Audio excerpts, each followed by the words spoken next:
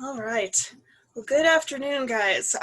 This is my very first pre-recorded lecture, so please go easy on me. That's the first disclaimer. You're never supposed to start a lecture with apologizing, but there's I guess my already faux pas for the day. So today we are going to be talking to you guys about the great epidemics. So we are picking and choosing some juicy key points in history. Believe me, we cannot go through all of them as much as I really wish we could, just because there are too many to count. But hopefully, we're going to hit some of the good ones, and you're going to kind of see this theme throughout history that really does. Again, I said this is the first lecture, but I guess the more people change, the more that they stay the same when it comes to issues of scapegoating, to denying certain aspects of science, to really trying to I guess find logic in an illogical world, and just the way that humans really do kind of either rise up to the challenge when these type of epidemics, take place, or, how we have failed as a society with some of these. This is really, a lot of people say that actually, society tends to evolve during its darkest moments, and you're going to see some glaring examples of where that's the truth. So we're going to, I said, get into this. We are probably, I think we're going to be covering pretty much big chunk of history, I think from around 600, maybe closer to 208, like BC, to to around the early 1900s. So we got several hundred years thrown into this. With that said, I am going to share the PowerPoint, and I will let my awesome co-host, I guess, get started. So, all right. Helps if you actually.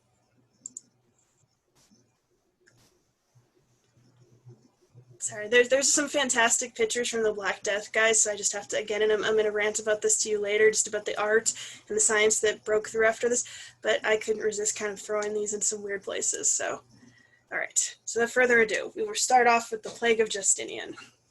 Yeah, so the Plague of Justinian was from 541 to 542-ish AD, although it did last for probably a good couple of decades afterwards, after it spread from Constantinople.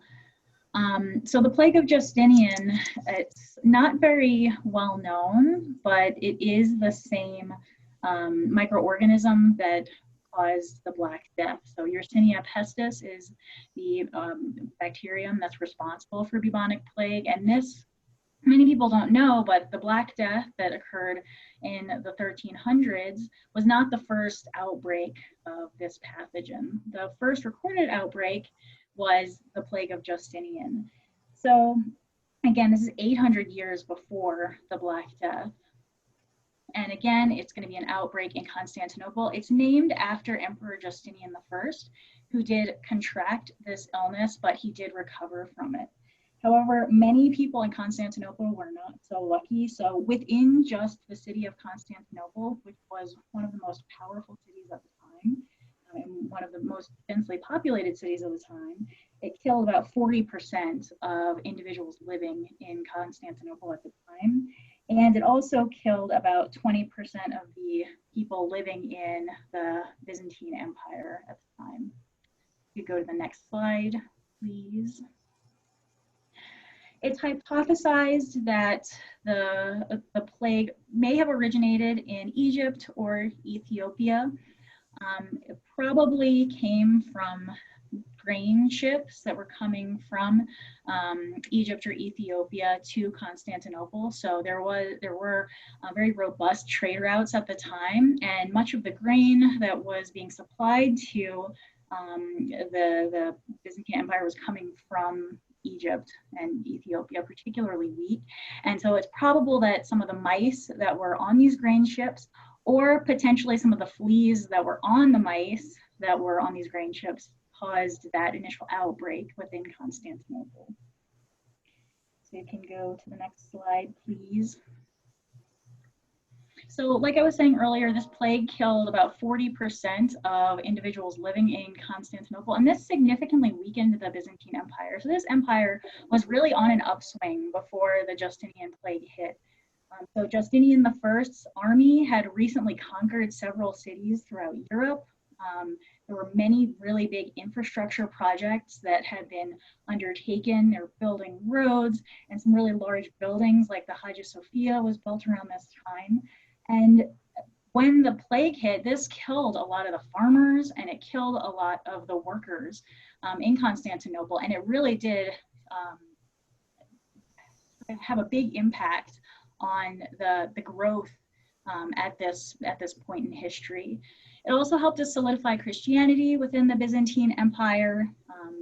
People tend to kind of turn to religion in some of these hard times, and Christianity was becoming more popular before this within the Byzantine Empire, but Justinian I also helped to kind of promote this at the time of the outbreak.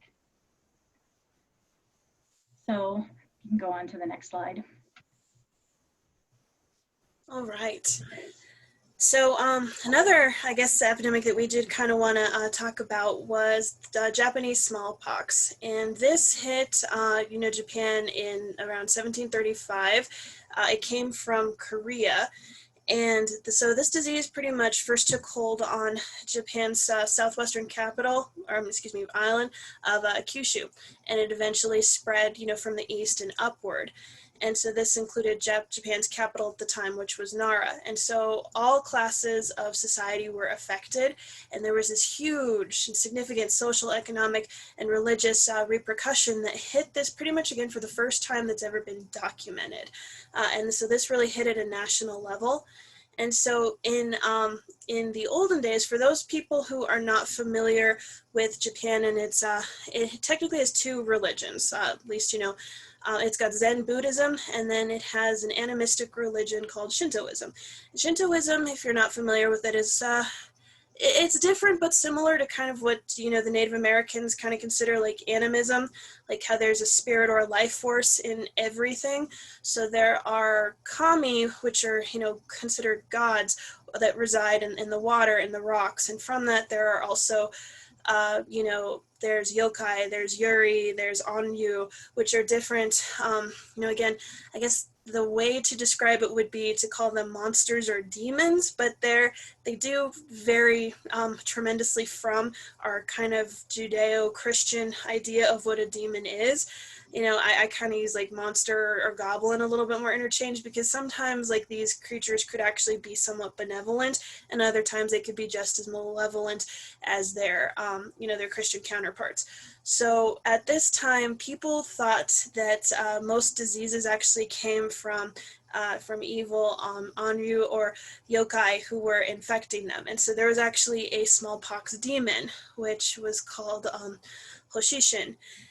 And Hoshishin was believed to be afraid not only of dogs. That was like, if you didn't want to get smallpox, it was highly encouraged that you took in a dog, and into your life, which is actually kind of a glaring difference compared to what some of the Western folks did when they were hit with diseases and epidemics of this type in later times. And they also believed that Hoshishin was afraid of the color red. And so this is, again, kind of interesting, because despite this originating in Japan, this somehow being effective against smallpox made its way past the Silk Road, through trade routes and everything, and actually became really, really interwoven into belief in all sorts of different societies. So, it says that in European culture in the 12th century, King Charles VII, he contracted smallpox, and then he decided to start dressing in red from head to toe. Kind of similarly, Queen Elizabeth I, she contracted smallpox in 1562, and so she wrapped herself in a red blanket whenever she was like feeling ill, and laid next to a live fire to kind of combat the disease. So again, it's really interesting like how these particular like folk remedies do kind of take root.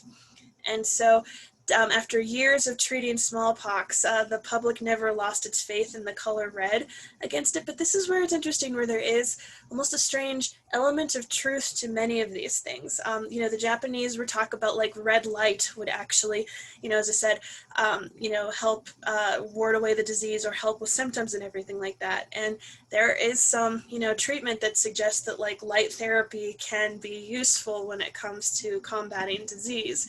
So yeah, that was kind of just always the big, thing. And as you can see, there is eventually the red treatment was given an actual scientific ground by a scientist by the name of Finson, who I believe was, I want to say he was Swedish, but don't quote me on that. And he created enrotherapy. So, sorry guys, I'm dual wielding both my laptop and my monitor for my notes. All right, so moving away from Japan, this is the big one that I'm sure that everybody with even minimal epidemiological knowledge of the historical record should at least know a little bit about. And this is the Black Death. And so the Black Death began in the early 1330s. It was an outbreak of a deadly bubonic plague that first originated in China. And so China was one of the busiest world trading nations. So again, there's the Silk Road, there's spices, there's all of this incredible, just bounty in China and throughout the East. So Europe, really had like a very thick trading platform established there. And so it first originated there, and it spread to about 1/3 of the world's population. So about 200 million people succumbed to the disease. And sorry guys, gonna just look at my notes a little bit again too. So what was interesting is, this particular plague, as I said, it took out 1/3 of the world's population just in this outbreak. Like the plague would come back and haunt humanity several times throughout history. But I think it's estimated that in Florence, there was a time when 80% of the population of Florence had died. Some of our best records for actually learning about the plague come from firsthand primary source accounts of people who survived in Sicily during this time. And this devastation that they describe is just absolutely haunting. Could you imagine walking through New York City and having 80% of the population being dead, and just sickness and sadness and everything just overwhelming? Like it's really, I don't know, I want to say it's hard to picture, but when I originally came up with this, this lecture a year ago or two, it was a much different scenario. Now, we really think about it, and we're a little bit shell-shocked with the current situation, so maybe it's not so hard to think about, than it was before. So ignorance surrounded both the cause and the cure of the plague. As we mentioned before, germ theory was several hundred years before in the making. We all bought into the concept of miasma theory. We also believed in, the four humors. That was how we remedied the body. And those were our two prevailing medical theories at the time. So at this point, we really didn't know what was causing the plague, but we believed it had to do mostly with bad air. And so the Europeans of the time were absolutely frantic, and they tended to blame, as you can see here on the thing, God's wrath aimed at the sin that was coming through, the alignment of the planets, infected clothes.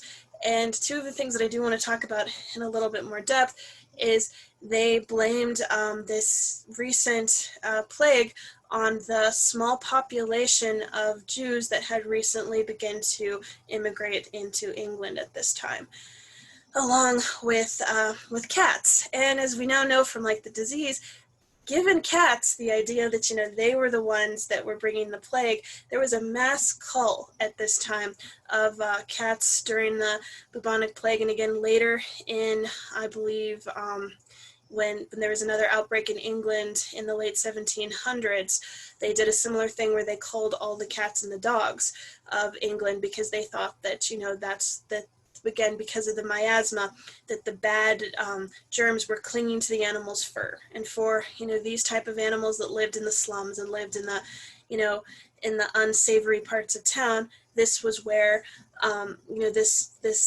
disease was being allowed to fester. And the reality is, by killing cats and dogs and animals that actually would prey upon and combat rats for resources in these parts, was disastrous. This completely led to, what a lot of people believe is potentially an explosion of more cases, because these animals weren't around to deter the rat population from increasing to insane amounts.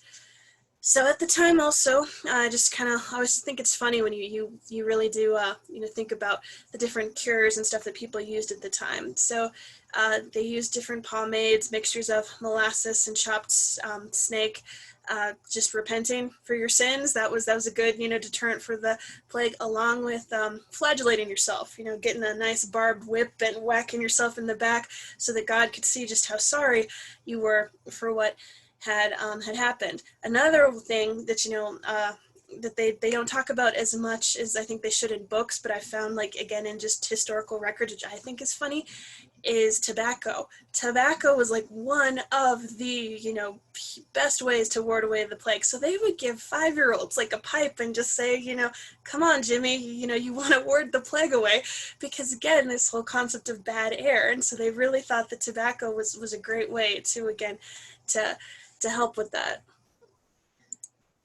All right. So where did it come from? So the Black Death, was thought to originate from the Oriental rat flea. And, as you guys know, fleas are blood-sucking parasites. They have the potential of spreading dangerous diseases to humans and other animals. And so, there's a lot of evidence now, I'd say even actually in the last 10 years, that have really come out and shown that, like, human fleas may have actually been the real culprit. So here I was, ragging on the rats a minute ago with the dogs and the cats, but now they're saying that might actually have not been the case. We don't know, but I really do think it's interesting that, like, these new accounts and these new potential, like, well, maybe it wasn't the poor rats' fault. Poor brown rats. They get the rep for everything. If I can just, I guess, take a rant, moment. It's always so funny, especially because it's Halloween and you're seeing all of, like, these spooky, like, decorations coming up, about how bats and spiders and all of this, stuff are, like, coming into play, and how people are absolutely terrified of these animals. I mean, I wouldn't kiss the bat because it might be swimming in rabies, but, bats and spiders and all these things, to me, I love them because they help when it comes to things like insect control and all of that other stuff.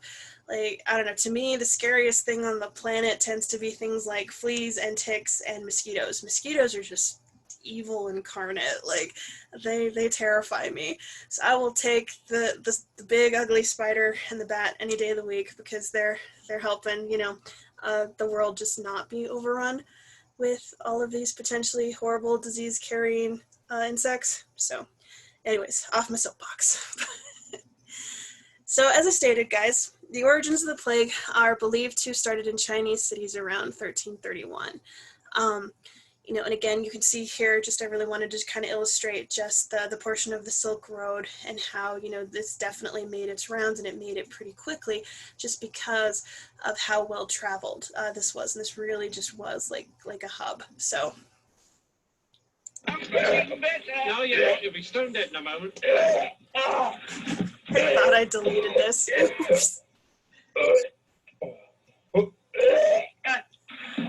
Wow. That's not going to stop. Okay, perhaps in bad taste, but sorry, I couldn't resist I couldn't resist throwing in a Monty Python thing. And if that doesn't stop in a minute, I'm going to stop. All right, there we go. Sound clip was way too long. So if you guys didn't get that, that was from Monty Python and the Holy Grail. And what would we do if we didn't at least see a little bit of the humor when it comes to the bubonic plague? So the bubonic plague tended to really kind of show in these 3 particular phases that you can see here. There was a pneumonic phase, a septicemic phase, and a bubonic phase. And the bubonic is the most common. And so what would usually happen is that you would get egg-sized swellings, mostly among your lymph nodes. So this would, manifest in your neck, your arms, your groins, and, it would be a large bubo that would, manifest. And you had not a fantastic chance of living, but you had the best out of the three if this was the one that you got when it was bubonic plague. With this particular one, you'd get headaches, weakness, nausea, severe fever, and delirium.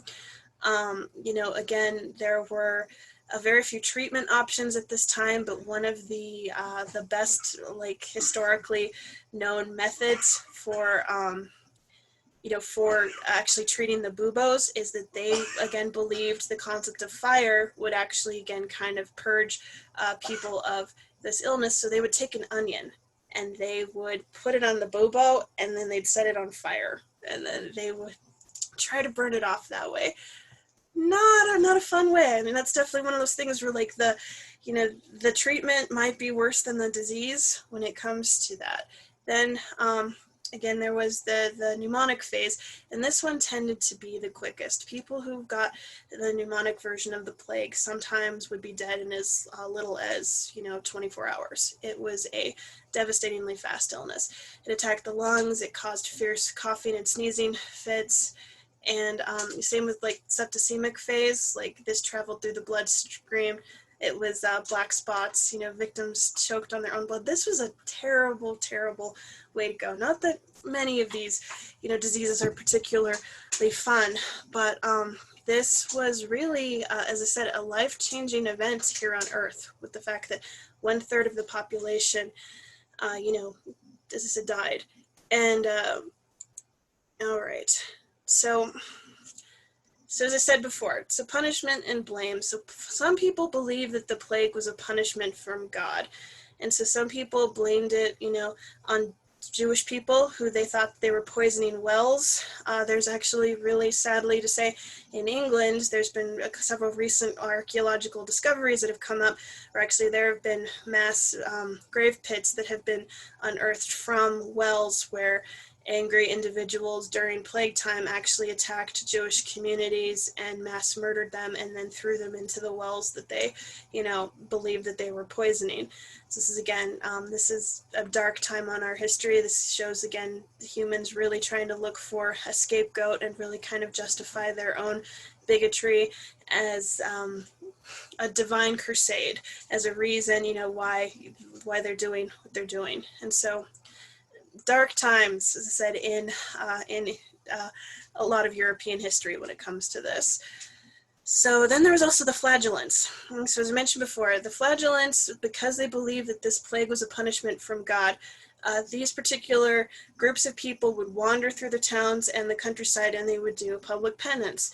And so they, you would see them almost like Game of Thrones, the whole shame thing, literally walking in procession and, flogging themselves with these devices. And so this inflicted punishment, to atone for the evil of the world. They thought that it was their holy mission to kill the Jews that they encountered while they were making this godly procession as part of their holy service, because they believed with all of their hearts that the Jewish community had poisoned, English society on a whole. And yeah, this, it's very interesting, again, the leaps in logic that people will make when it comes to things like this.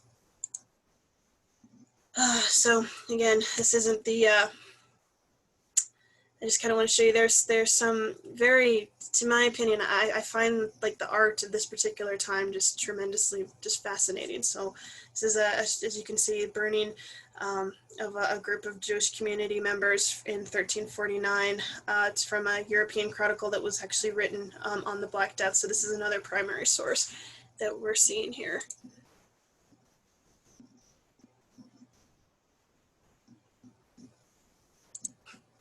Did I accidentally get out of my PowerPoint for reasons? All right. Sorry.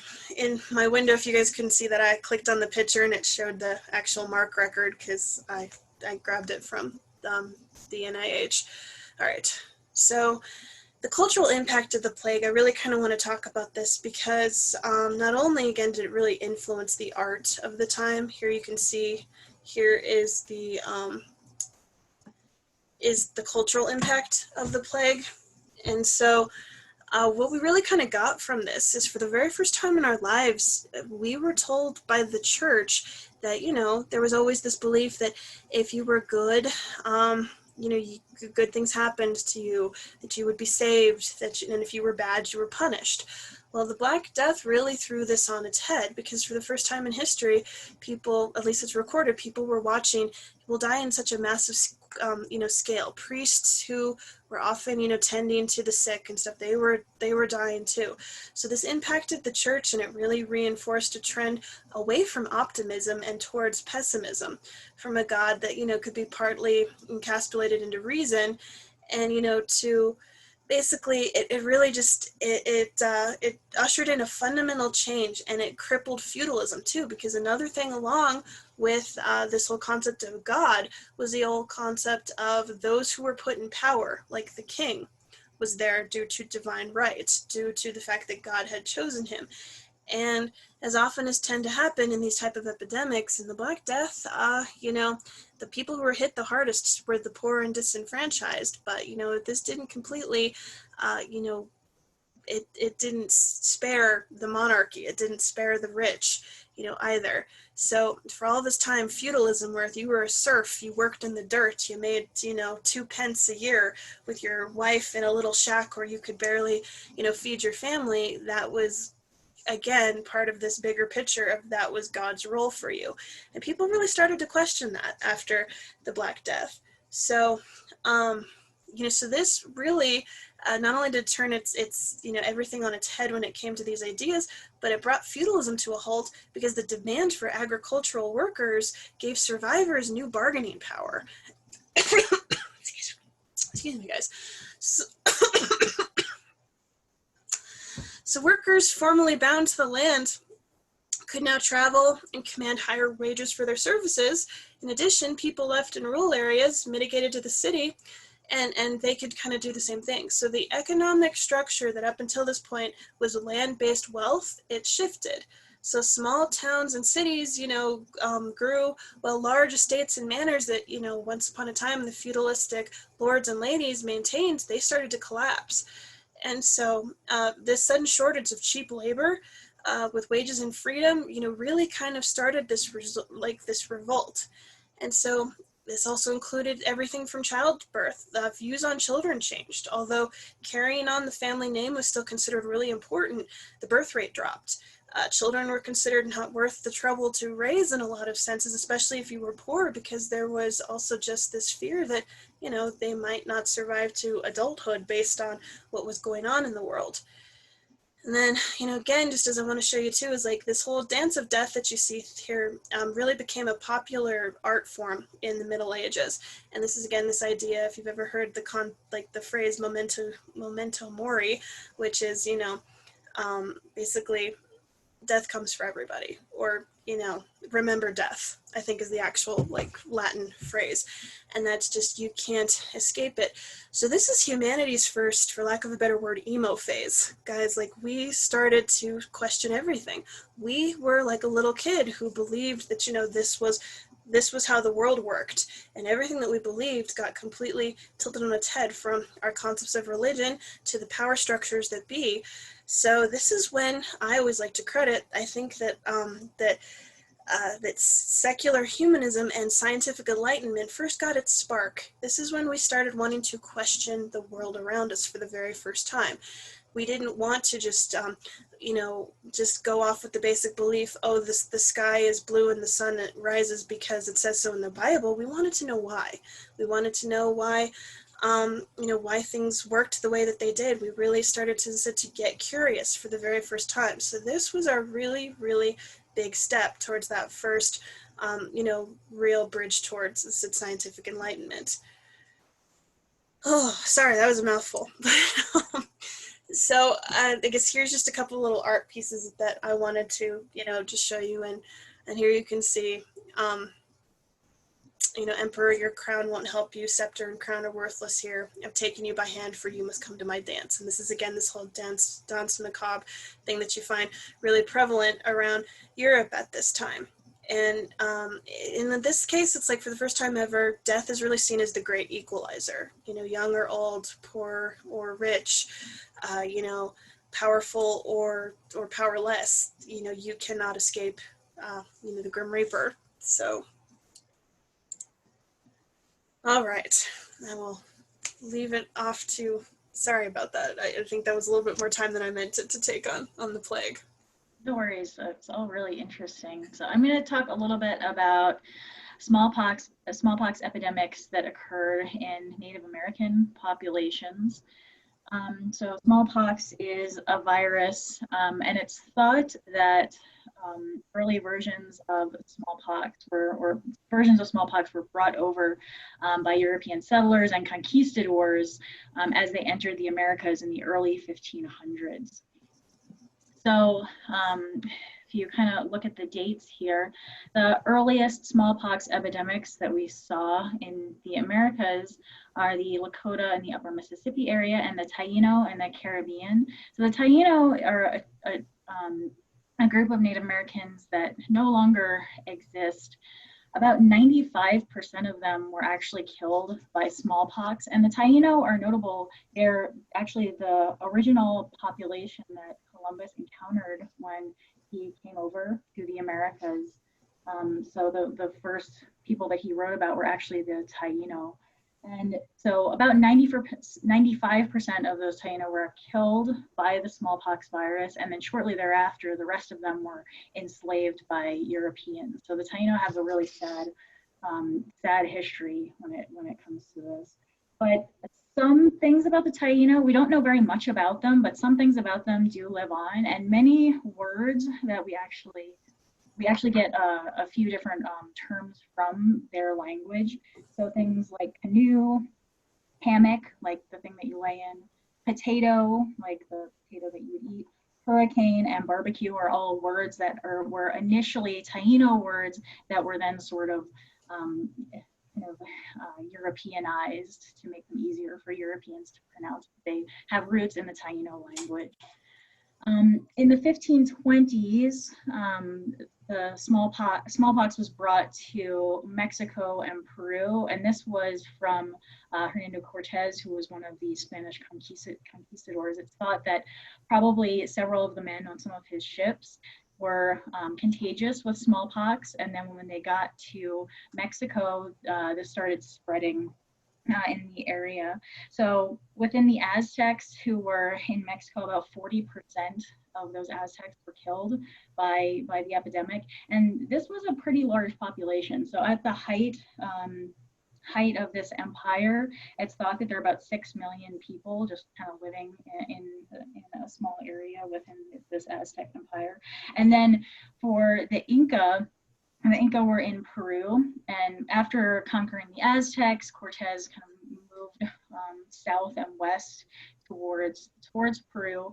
The Inca actually had a really highly developed road system, and this was really advanced for their time, but also not necessarily to their benefit when it came to the smallpox epidemic, because it spread really easily through various Incan cities and killed between 60 and 90% of the Inca in Peru during the 1520s. There were some other smallpox epidemics that occurred in the Americas. So in the 1600s, smallpox spread through Quebec and New England, and that's due to an increase in European settlers kind of settling in the New England and Quebec areas in the 1600s. And then in the 1900s, as more Europeans moved up into Alaska and parts of kind of Western Canada, we get some smallpox epidemics happening there as well.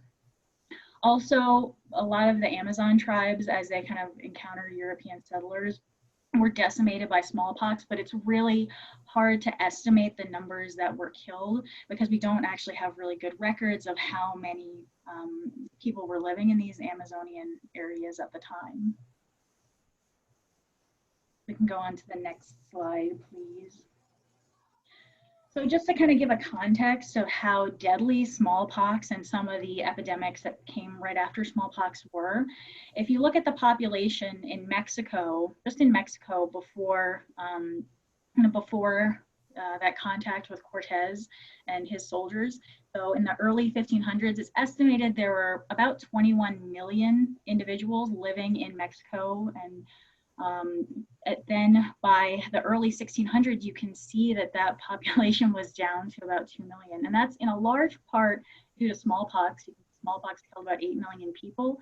But there's kind of a smaller, or not smaller, but lesser known series of epidemics called coccolizzi that Professor Fisher will talk about in just a few minutes. And you can see that these epidemics also killed a really significant population, part of the population in Mexico.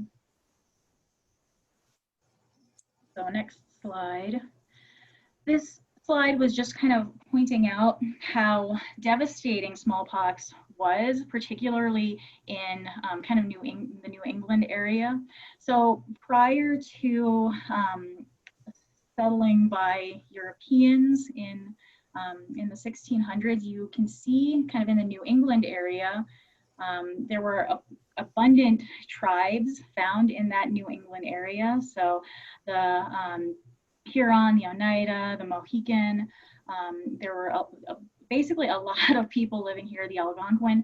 But then when you look at records by the 1750s, you can see that this whole area that's indicated in tan, all along the kind of eastern seaboard, eastern coast of the US, those areas were actually considered ceded by the Native Americans or uninhabited by settlers who came to this area. And that was in a large part due to the devastation that smallpox had on Native populations along that eastern seaboard.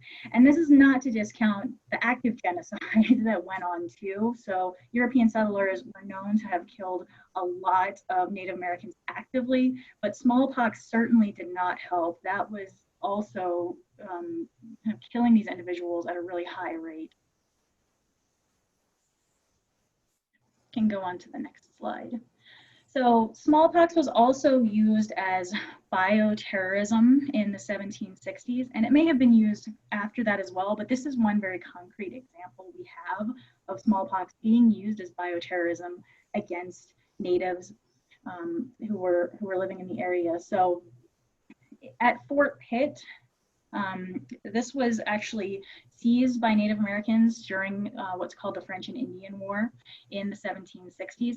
So basically a little bit of backstory. The British in this area had basically made a promise to the natives that they were just going to conquer the French who were living in this area, and then they were going to leave.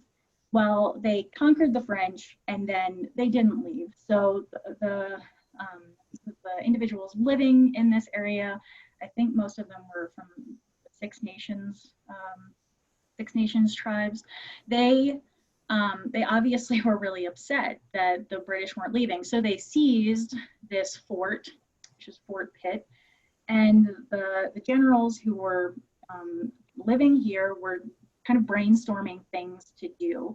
And for a long time, it was kind of unclear to historians whether smallpox, whether the British infected the natives with smallpox on purpose or if it was accidental. But there have been some letters that have been uncovered in the past couple decades that have made it really clear that this was something that was done actively and not passively. So you can see from a letter from Lord Geoffrey Amherst, kind of quoted below, he basically came up with the idea, could it not be contrived to send the smallpox among those disaffected tribes? We must use every stratagem in our power to reduce them. And then in 1763, another letter from Lord Bouquet, he replied to Amherst, basically suggesting, hey, you have soldiers who are in your fort who have smallpox, take those blankets and just send them to the natives. That will help to defeat them. So again, smallpox was actively used as a form of bioterrorism in the French and Indian War.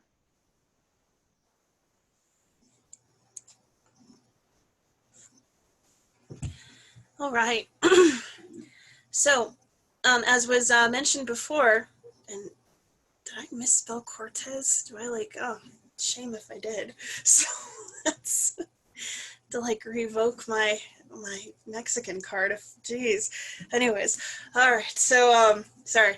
So just a little bit before we get into this, I just kind of want to build up a little bit of context, for the world at this point. So the word Aztec is kind of an ethno-political term that over time has come to refer to three basically the Nahua tribes that once controlled a large portion of pre-Columbian Mesoamerica. So I'm going to kind of use that, I guess, as a way to describe them, but like historically at the time, that's certainly not how they would have identified. And so let's see. So of these, the Mexica were tended to be the most powerful and the politically dominant, and it's after them that, the modern state of Mexico, is named. So for almost about 100 years, from about 1428 to about 1521, these three tribes were united and they formed something called the Triple Alliance. And together they controlled a far-flung empire that is often referred to as the Aztec Empire, as I mentioned, and the capital of which is in the area around modern-day Mexico City. So most, believe it or not, Mesoamerican empires had a pretty short reign. The Aztec Empire only flourished from 1427 to 1524. So they didn't even make it 100 years. That's I think what people don't always, I think, kind of realize. The Incans, they had, it's guesstimated that they were pretty active from about 13th century to 1600s. And the exception to these two are going to be the Mayan civilization, which, started about 2000 BC, and it ended about 200, AD, along with the Olmec civilization. So they were from 1200 BC to 400 BC. So those two were much like older, and I think a lot of the culture that we sometimes associate at this time is kind of more those two when you think of, Mesoamerican Native Americans and such. So after the arrival in the New World, dozens of epidemics, as was mentioned earlier, devastated the indigenous inhabitants all across the Americas. So the first smallpox epidemic to strike, Mexico City is precisely because an ancient disease, everything here was completely alien to the Americas. It wasn't really until it was introduced by these conquistadors, by, this new population. And so after 2 years, basically, past when it was first introduced into this, it was absolutely, devastating as far as this particular, event happened. They say that along with a mega drought that also hit at this time, that as few as 1.2 million of the natives in Mesoamerica survived. So the records is that are just catastrophic of the damage that was done, here. And so for most historians, I hate to say, like, even the way that this particular thing is covered is kind of gross, in my opinion. We still have a lot of white colonialism that kind of oozes out of the way that this particular event is covered. There's a lot of Darwinism that explains, that the greater devastation of the native people was, again, the mega drought, and it kind of just tries to pass the buck away from just, as I said, the real devastation that the conquistadors did and the damage that was done to white settlements and decimation of these native populations. So basically, when it comes to that, it's like chroniclers really kind of lament the fact that both native and Spanish speakers alike have a really hard time actually finding a lot of, records of this place, because it was so great that there was not only nobody to write down what was happening, but there was no one to provide care, or even, there's records that say that no one was even well enough to be able to prepare tortillas, the staple of every Mexican meal. And, so this, again, it was like a bit of a snowball effect. Because of the drought, crops weren't adequately being farmed. All of the native food that were staples and everything like that, people were no longer able to make it. And so everything just totally, like, snowballed. And So that was the first of these. There was, as you saw in the graph earlier, there were actually, 2 waves of this, as diseases often tend to do. They come in waves, and so, this was basically one of the first big ones to affect Mexico in the 16th century. 20 million people are estimated to have died in the 1545 one. The second one in 1576, they say that it killed 80% of the Aztec population in less than 5 years. So basically, the one after this is considered the Great Pestilence in many of the documents that you find, and this was a pandemic upon pandemics, and so again, just with this, you're seeing that not only do you have the disease, but you have the drought and all of this other stuff, and so this is, they don't so smallpox and everything was the first wave, but when it comes to the second one, historians are now kind of actually wondering if it was another, if it was smallpox or if it was hemorrhagic fever. And so in current research, scientists have noticed this pattern that the plague was preceded by years of this severe drought, but the epidemics only occurred during wet weather and heavy rainfall. Again, we're still kind of trying to decide, but there's actually some really fascinating studies going on. I'd recommend, I believe that there's some great, there was an anthropological piece in Nature about 2 years ago that's about a particular set of scientists that are trying to learn more about this epidemic by studying the tree rings around this particular area, and they're trying to compare it with 16th century historical accounts of what's going on. Just kind of, with the state of the world where it is, I always I'm afraid that anthropology and archaeology are going to die out because people are going to say oh, well, that's not a skill set that anybody needs right now. But I think that learning about, these particular points in human history is just so absolutely important. So yeah. So I got a little bit ahead of myself. Sorry about that. Sometimes I forget that I make a slide before I talk about the things, and then they get convoluted later. So as you can see, just reiterating, these two cataclysmic epidemics pretty much occurred in about 50 years of each other. And it's, they say that between the two that it claimed as many as 17 million lives. So, Francisco Hernandez, who was the general surgeon of New Spain, he's kind of one of our best sources for this epidemic. He kept a journal, and you can see that in one of the cases it says blood flows from the ears, the physician observed, and in many cases blood truly gushed from the nose. So it kind of leads again to that whole thing where we're not 100% sure, at least as far as the second wave goes, if it was, if it was actually smallpox or if it was something else. But we're still trying to, I guess, figure that out as time goes on.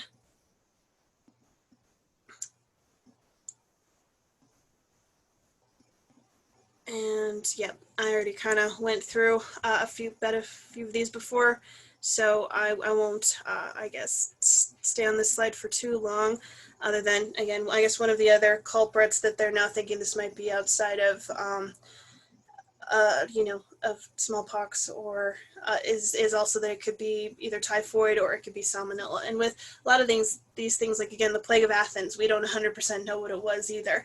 Sometimes they look alike, they have similar features, but we don't know enough to actually be able to pinpoint and go, aha, it was this disease, at least when it comes to these far-reaching points in the historical record. All right, so going to talk a little bit, moving away from that, into yellow fever in the Americas. So yellow fever, if you guys think about it now, you tend to think about it as more of a tropical disease. It's pretty endemic to Central Africa. It's spread by mosquitoes. They kind of estimate that part of the reason that this, I guess might have come to the Americas when it did in the early 1700s is that it must have been present on slave ships. So the first huge outbreak of yellow fever happens in 1793, and I'm gonna make a crude joke, but I have to. I'm amazed they didn't make a Hamilton song about that, because it's literally such a huge part of what was going on in Philadelphia at the time of that happening. Literally, similar to kind of what we've seen in many of these big epidemics, there was mass quarantine. There was, again, there's a huge amount of death and fear going on in the streets right now. And one of the prominent things that, I want to talk about, at least when it comes to the outbreak of 1793. You guys aren't familiar with the Dr. Benjamin Benjamin Rush was one of our forefathers. He was a very prominent, physician at the time. I think he really was one of the forefathers when it comes to the way that we think about modern medicine. He really kind of helped create the standard for, the American Physicians Association. He created the Philadelphia, Society of Physicians. He really, as I said, is one of the key guys. Doctors wouldn't do things the way that they do if it wasn't for Benjamin Rush. Benjamin Rush, like many individuals of his day, though, was a bit of a racist. He also had many slaves, and he was of the full force belief that African Americans could not get yellow fever. They didn't get diseases the way that white people did. So when the outbreak in 1793 was devastating Philadelphia, was causing mass panic in the streets, Benjamin Rush would send troves and troves of African American slaves and volunteers and people that he would collect out to tend to the sick, because again, he was a doctor, damn it, and he was under the assumption that, again, African American people could not get this disease. And of course, he was very, very, very wrong about that. And all that happened is that more people were exposed to it and more people died. So, so actually, it's very interesting. If you ever get the chance to go to Philadelphia, you can actually still kind of see the scars of this great yellow fever epidemic in Philadelphia. There are many parks, there are many, particular walking tours and grave, areas where you can just really see like where this hit our nation, ironically, almost at the start of of it first burgeoning as a new society. And it actually was due to some smart quarantine methods that it wasn't as deadly as it could have been, and that there were, things put into place, to really kind of just curb exposure. So they didn't 100% do it right, but, at least for the 1700s, Philadelphia tried as far as keeping it under control. Then, it also in Hades, it coincided with the Haitian Revolution in 1790s and 1803.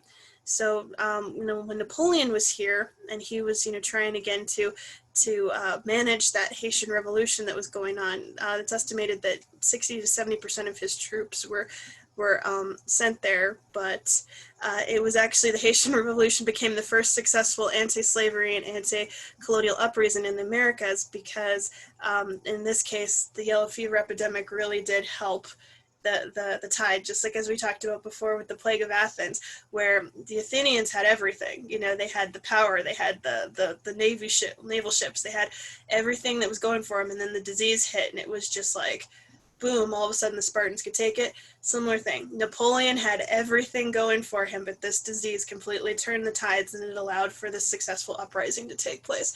So it really is sometimes interesting how that works out in favor of the little guy against, this massive power that otherwise they would usually have no way to really stand up against. All right. And so briefly going to talk about New Orleans. This was also, yellow fever. They had an 1853 outbreak. And so initially physicians tended to hide the outbreak from the press. They didn't want this really to get out. So it's estimated that 1 in 15 people died from yellow fever the summer that it passed through. And, this again was another just absolutely devastating source. And interestingly enough, again, I guess because I'm kind of getting in the spooky mood and everything, and I always want to comment, you know, New Orleans is famous for jazz, for for Cajun cooking, for beignets, for pirates, for ghosts, and for vampires. And a lot of the vampire legends that I think really got established in New Orleans come from this 1853 outbreak of yellow fever. Because one of the symptoms, unfortunately, outside of being very, very yellow and jaundicey, people being emaciated and pretty much wasting away just as, they die of this disease, is that blood sometimes leaks out of your mouth, your eyes. It's really not a fun way to go.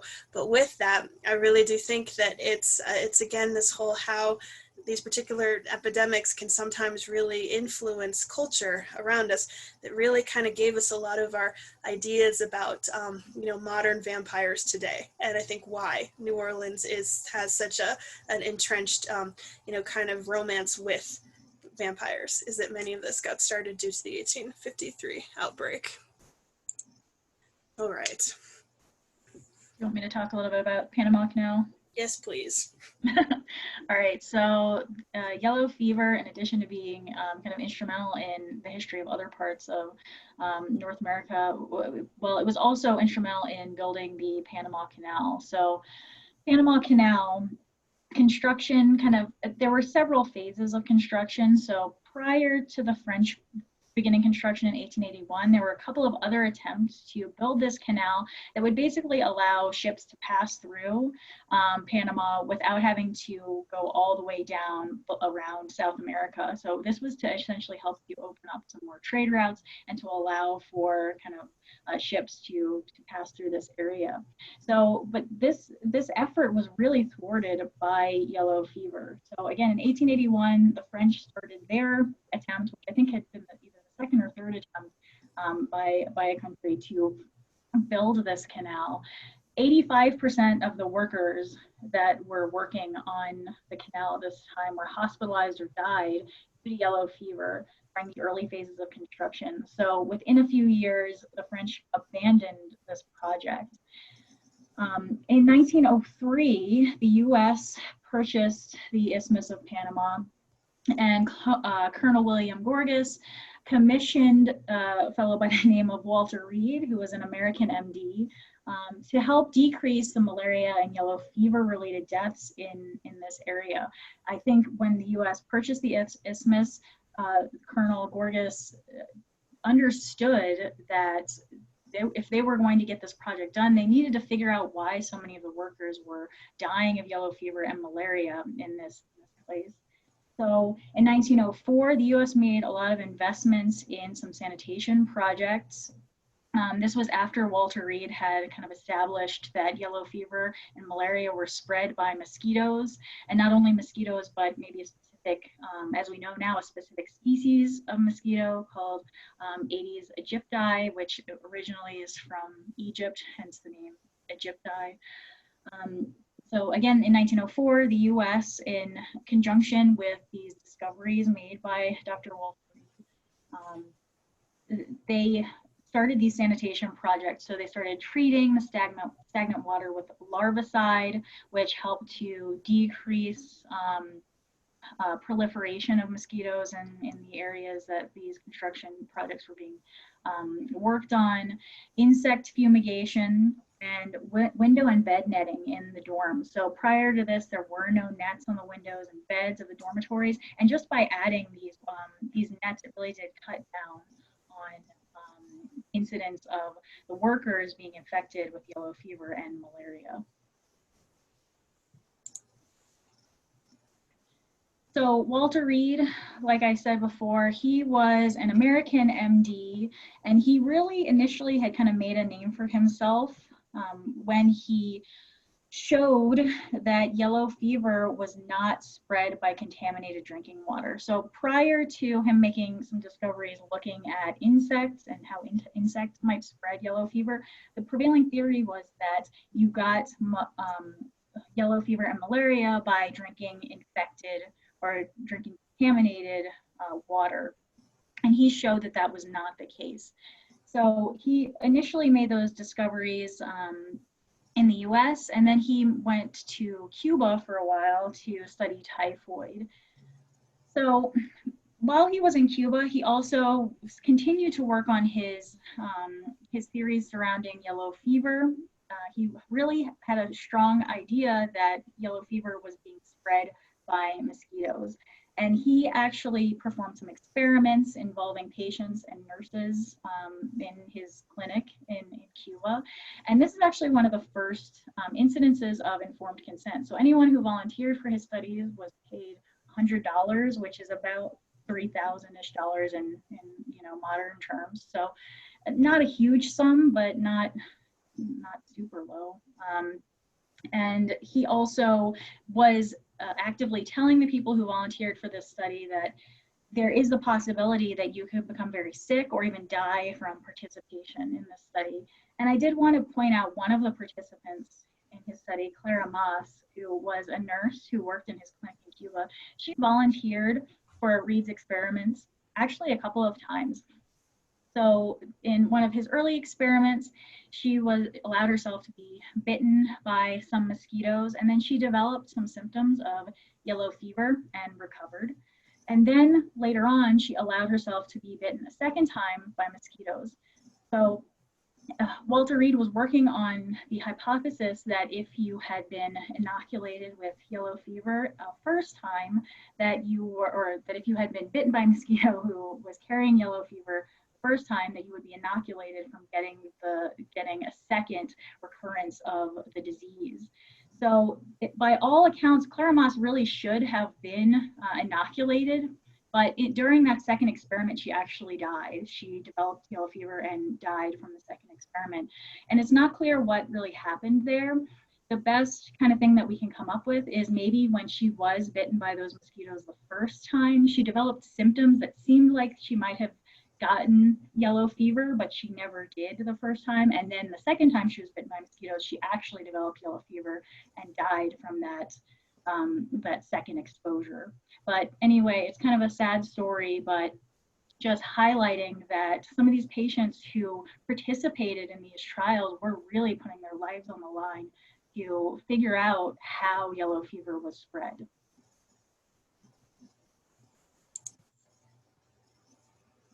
And guys, I think we're at the end of our presentation. We kind of hemmed and hawed a little bit about throwing in the Spanish flu along with tuberculosis into this, because these are some other very big ones.